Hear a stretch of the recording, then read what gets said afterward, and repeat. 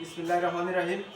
Hello বন্ধুরা, যারাই এই পবিত্র কুরবানির ঈদ উপলক্ষে ডিপ ফ্রিজ কেনার জন্য অধীর অপেক্ষায় বসে আছেন, ভাবতেছেন, এখনই তাদের জন্য দারুণ চমৎকার ডিপ ফ্রিজ আমরা নিয়ে আপনাদের মাঝে হাজির হলাম।